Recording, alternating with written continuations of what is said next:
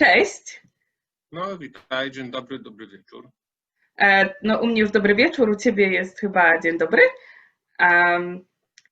Po obejrzeniu filmiku Don't Call Me Murzyn, część pierwsza i druga, który nagrały mulatki z Polski, poczułam się, że chyba najwyższy czas, żebym ja jednak też poruszyła ten temat.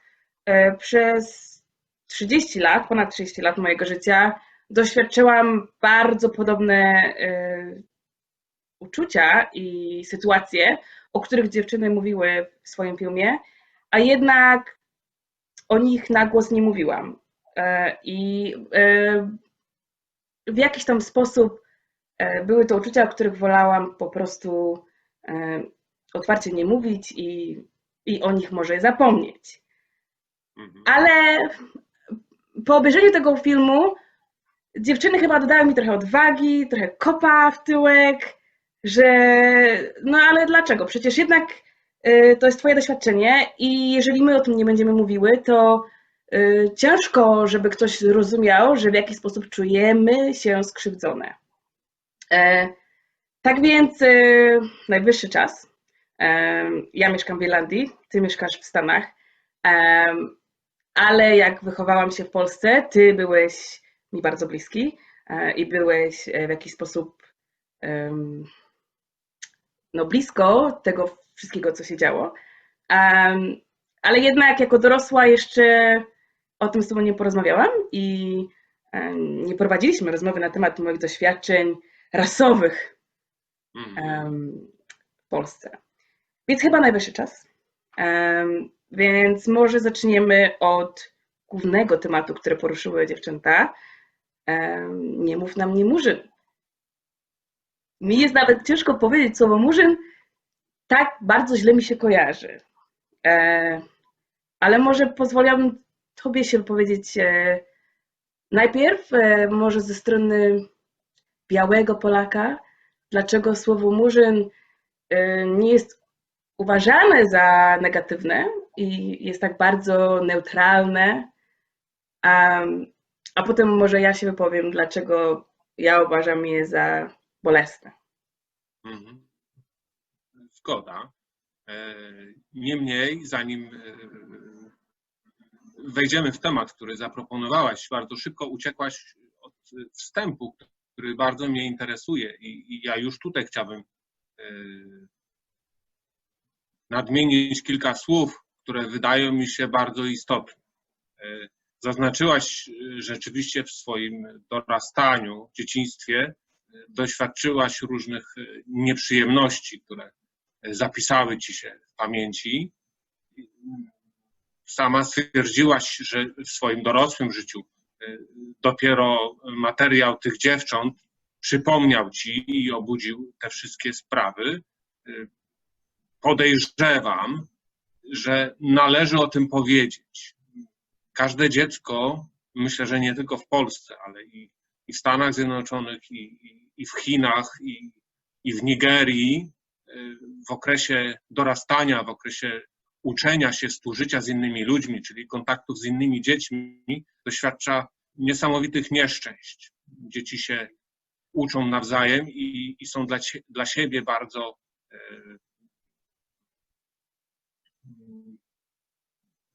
widzisz, tutaj są te problemy z tym językiem. Okrutne? Bardzo okrutne, dokładnie, dziękuję ci. Dzieci są bardzo okrutne i dla mnie jest to dowód. Współczesny świat oferuje ludziom młodym, ty jeszcze należysz i te dziewczęta należycie do młodych osób, żyjecie w świecie, szukam jakiegoś grzesznego porównania w świecie współczesnym, tego Facebooka i tak dalej, Instagramu, chcecie być sławne, chcecie o czymś powiedzieć, chcecie się zaprezentować. Ja myślę, że jednym z tych powodów współcześnie znalazłyście sobie w przeszłości te bóle i stąd się obudził ten problem. Na pewno drugim problemem są wydarzenia w Stanach Zjednoczonych ostatnio i to sprowokowało do waszych przemyśleń, do analizy. Niemniej nie sądzę, żebyście wy bezpośrednio aż tak doświadczyły dużych nieszczęść, jak wasi rodzice, czego byłem świadkiem. Tak. I to chciałem dodać na wstępie. Teraz mogę mówić o Murzynie. Tak, teraz możesz mówić o Murzynie. Zanim do tego dojdziesz, to a propos tego, co powiedziałeś, że na pewno nasi rodzice przeszli trudniejsze chwile niż my. Po pierwsze, mój ojciec, czy ojciec każdej mulatki jest czarniejszy niż ona. I niestety wszędzie na całym świecie im ktoś jest ciemniejszy, ten rasizm jest gorszy. To jest pierwsze. Po drugie, jest jeszcze większa różnica kulturowa między obcokrajowcem, który przylatuje do Polski, niż między mulatką, która w Polsce się urodziła i już jakiś tam kręg przyjaźni ma. A nasze mamy niestety przeszły swoje, mając kolorowe dziecko i nietolerancję. I wydaje mi się, że w tym danym momencie to, co się wydarzyło w Stanach, oczywiście po prostu widząc i czytając w mediach o tych tragicznych sytuacjach, które się dzieją w Stanach, po prostu przywróciły te nieprzyjemne wspomnienia, bo nie da się już teraz od nich uciec. Można było je gdzieś tam zamknąć, one po prostu wszystkie przywróciły. I druga rzecz też, ja teraz już też jestem mamą. I teraz jako dorosła mama chciałabym chronić moje dziecko od jakiejkolwiek dyskryminacji, od jakiejkolwiek złości tego świata. I też niektóre rzeczy wychodzą dopiero teraz, jak ja jestem rodzicem i mogę sobie bardziej wyobrazić, jak to było bolesne, jak ja byłam mała. To tylko tyle. Też może dwa zdania do tego, co ty powiedziałaś. Warto by było, żebyśmy też poruszyli sytuację w Stanach Zjednoczonych.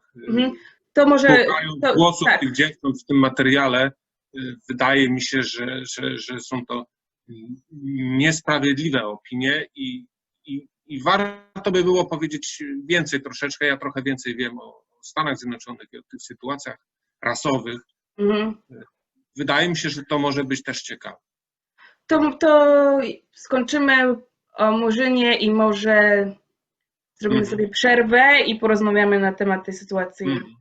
Sądzę, że o Murzynie nie porozmawiamy i nie zrobimy przerwy, bo Murzyn, ogólnie Murzyn jako słowo i wszystko, i ten balast cały, który to nie skończy się do przerwy, chyba że tę przerwę zrobimy późno. Dobrze, ja może powiem parę słów o tym Murzynie. Okay. Jest problem, ja rozumiem. W ogóle nie podoba mi się, że w tym, co powiedziałaś, chciałabyś oddzielić mulatów od murzynów, od czarnych. Ja wiem, że słowo mulat jest takie fajne, jest cool, jest ciekawe, takie bardzo bezpieczne, jest dość nowym wyrazem, a murzyn, no to jest potężne słowo, bardzo ciężkie i duży balast na nim ciąży i nie podoba mi się, żebyśmy w naszej rozmowie tak łatwo zaczęli tylko rozmawiać o mulatach, a zostawilibyśmy czarnych. Ja myślę, że tak. Cokolwiek was dotknęło, mulatów, to jednak były sprawy związane z murzyństwem. Tak. I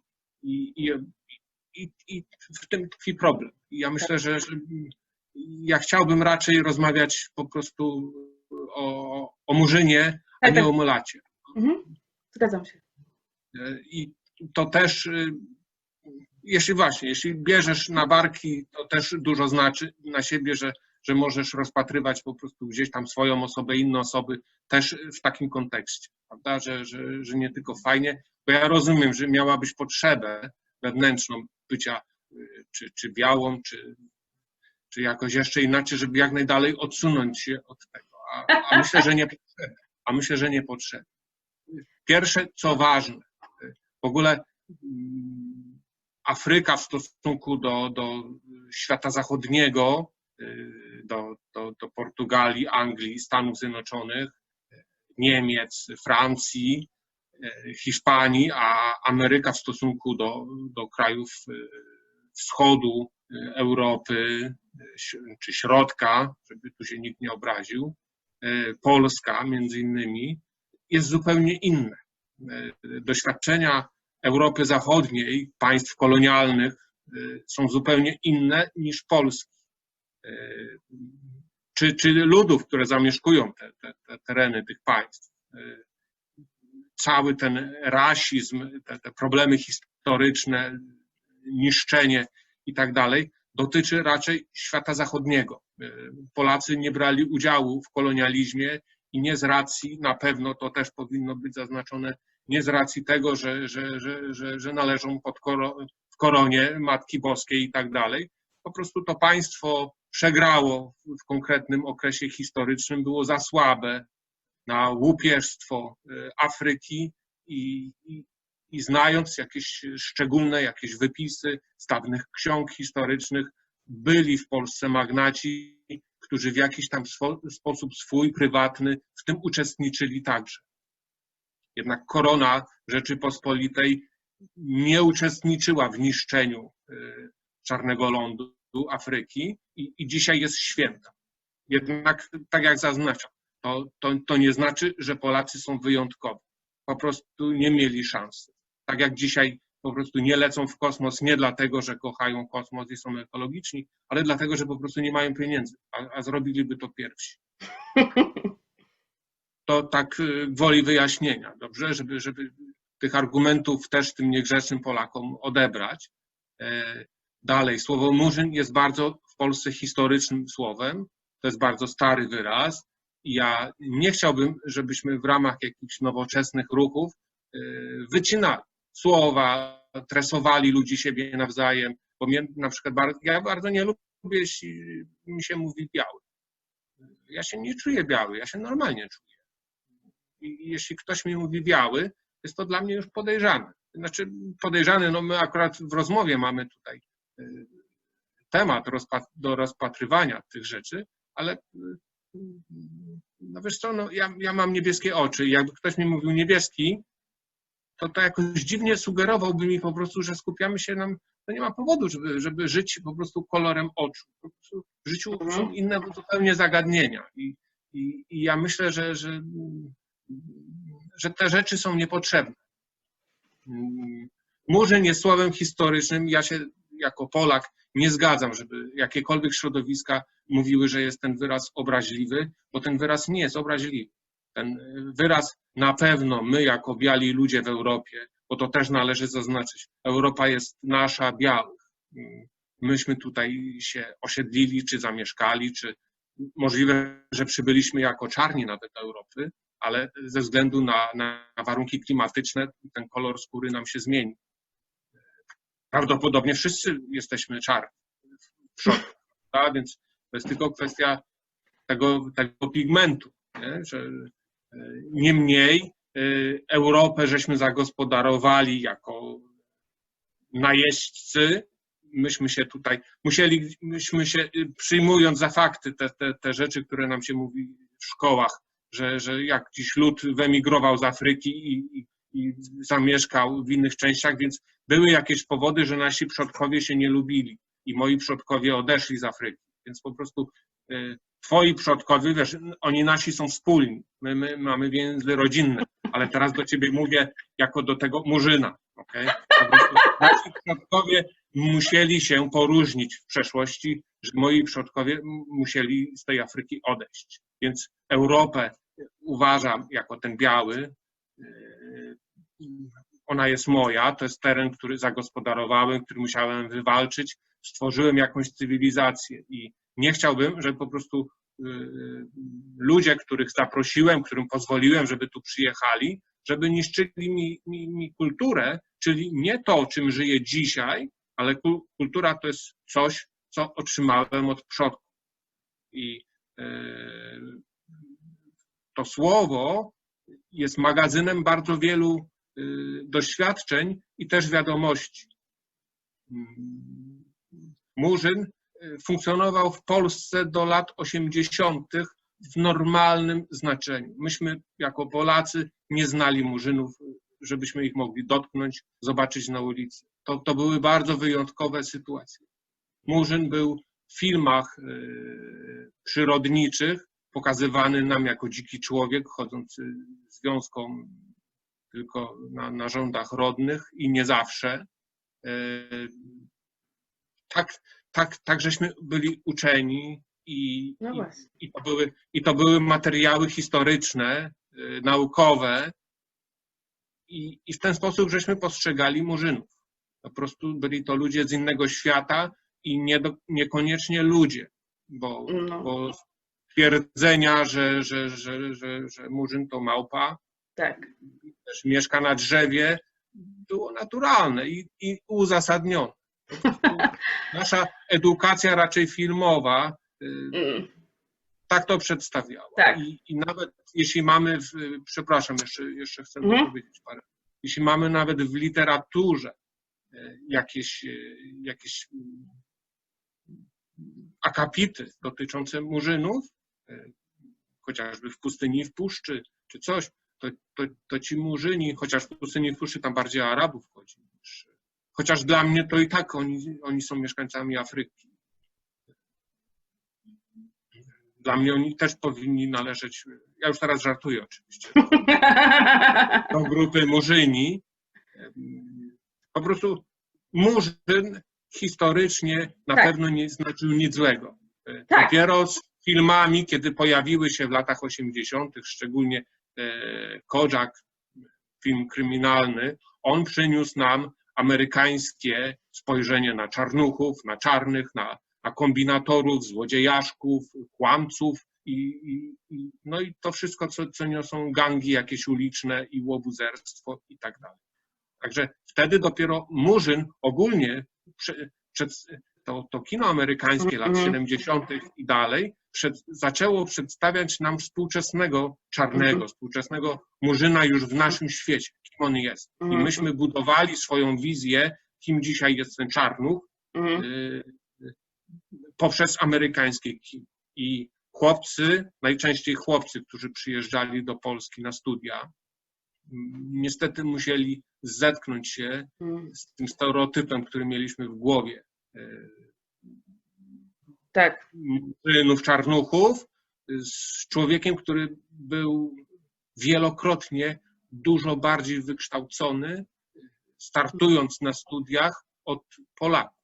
I to też jest ważne, może akurat nie jest miejsce, ale to jest ta kolosalna różnica, ja nie wiem, czy w całej Europie, ale na pewno w Polsce. Po prostu mówimy o Polsce, przyjeżdżali do Polski, byli bardzo wykształconymi, bardzo kulturalnymi osobami. No więc wydaje mi się, że wypowiedziałeś się chyba za wielu Polaków. Nie mówię, że za wszystkich, każdy na pewno ma różne zdanie na ten temat, ale wypowiedziałeś się za tych, do których my mówimy, okej? Czyli za tych, do których my byśmy chciały przekonać, może nie przekonać, ale może powiedzieć naszą stronę tej debaty i ja bynajmniej od siebie. Słyszałam to, co teraz mi powiedziałeś od ciebie nie raz, tak? Jako dziecko, tylko w inny sposób, okej? Ale to nie jest dla mnie nic nowego. Nic nowego, że ty uważasz, że słowo Murzyn jest nieobraźliwe, że ty uważasz, że to jest słownikowo, historyczne, bogate słowo, że ty uważasz, że Polacy mają bogatą historię i dlaczego ktoś miałby przyjechać i zmienić naszą kulturę, bo to jest nasza kultura, na którą pracowaliśmy bardzo ciężko. I ja to słyszałam całe moje życie. Dokładnie właśnie to. Okay? Teraz mi tylko to podsumowałeś, powtórzyłeś. I niestety, powodem, dla którego jest to dla mnie bolesne, i teraz mówię za siebie, i nadal jest bolesne, jest po pierwsze, jest to stare słowo, tak stare, że przez te wszystkie rzeczy, które się wydarzyły, ono ma dla nas inne znaczenie, jakie słyszymy. I nawet jeśli ktoś nie ma takich intencji, I nawet jeśli ktoś po prostu używa to słowo, bo nie zna innego. Bo jednak ta edukacja jest bardzo, bardzo kiepska. Jeżeli Polacy znają murzynów tylko z wierszyka o Murzynku Bambo i myślą, że dokładnie oni biegają po drzewach bez ubrań, to jest naprawdę cienka edukacja, jeśli chodzi o to, kim są obcokrajowcy czy czarnoskórzy, jak wygląda Afryka. Ja byłam w Afryce, widziałam na własne oczy i prawda, istnieje dzika Afryka, tak? Też istnieje, ale istnieje też Afryka, która jest dużo bardziej rozwinięta niż Polska. Ja pamiętam, jak wyjechałam do Nigerii, jak miałam 11 lat i byłam w szoku, bo ja się też spodziewałam tego samego, co inni Polacy, że tam będą same szałasy. A my wylądowaliśmy, a tam były wysokie, wyższe budynki, wieżowce niż w Polsce, w Lagos. I mówię, o, wow, okej, super samochody, wielkie domy, duże telewizory. Coś, co niestety, ale nasza edukacja polska od podstaw uczyła nas wręcz przeciwnie. Murzynek Bambo w Afryce mieszka, czarną ma skórę, i biega po drzewach i zbiera banany. Trochę bardziej bliski do małpy niż do człowieka, a już zwłaszcza zachodniego. Więc uważam, że ta edukacja super, mamy kulturę, którą strasznie, ale to wydaje mi się, że to jest jakiś kompleks polski, strasznie chce utrzymać swoją kulturę, tak jak Kościół wręcz, żeby tylko ktoś nam jej nie zniszczył, bo stracimy swoją polskość. Ale tak samo jak i Kościół, ale czasy się zmieniły. Jeżeli my się nie zmienimy i nie otworzymy się trochę na zmiany, to robimy się zacofani. Okay? Nie chcę teraz rozmawiać o Kościele, możemy sobie porozmawiać później lub kiedy indziej na ten temat, ale po prostu jest to trochę analogią. Więc jeżeli mamy w słowniku słowa, które niestety, ale już są przestarzałe, które już nie znaczą to samo, co znaczyły kiedyś, to ludzie, którzy czytają, którzy oglądają telewizję, którzy jeżdżą na wakacje, którzy zwiedzają świat, powinni pomału zaczynać rozumieć, że niektórych słów już nie pasuje używać. I nie chodzi tylko o to, bo słyszałam takie komentarze, ale jeśli powiem to słowo, które ja uważam, że jest okej, miłym sposobem, to powiem, że jest okej, ale nie da się już z mojego doświadczenia, czy mi powiesz miło murzynko, czy murzyn, już dotykasz te same receptory w moim mózgu, Mnie się to słowo niestety kojarzy z Murzynkiem Bambo, który na golasa biega, po pierwsze. Po drugie, to słowo mi się kojarzy z obelgą, która nieraz była na mnie rzucona. Więc jeżeli skinhead, co było dosyć ciekawe usłyszeć, jak dziewczyny mówiły, bo szczerze myślałam, że tylko mi się coś takiego przytrafiło, a to się okazuje, że to się przytrafiło innym osobom, co jest po prostu straszne, żeby po prostu ktoś podszedł na ulicy i plunął ci w twarz, tylko dlatego, że nie jesteś wystarczająco biała, a w jego oczach jesteś murzynem. Mając 13 lat, wracając ze szkoły, podszedł do mnie skinhead, plunął mi prosto w twarz i powiedział murzyn.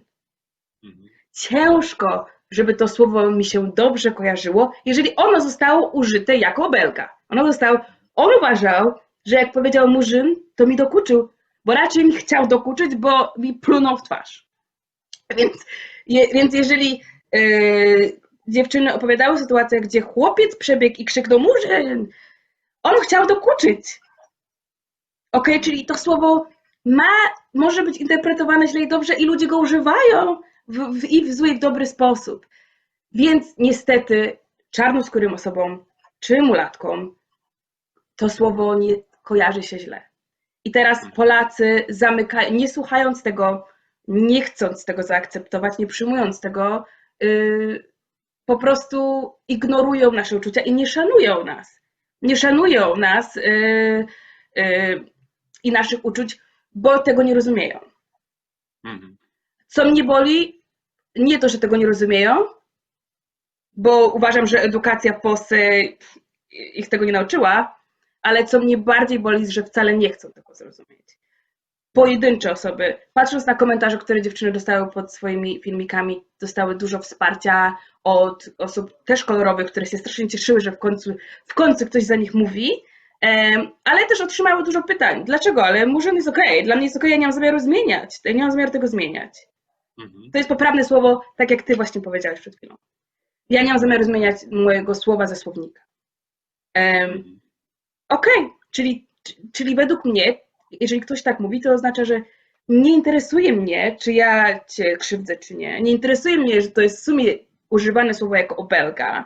Nie interesuje mnie, że ogólnie pokazuje, że jestem zacofany tak naprawdę, bo bazuje się na podstawie edukacji, która po prostu zupełnie, ale zupełnie jest przestarzała i nie została odświeżona i nie chcę się nauczyć.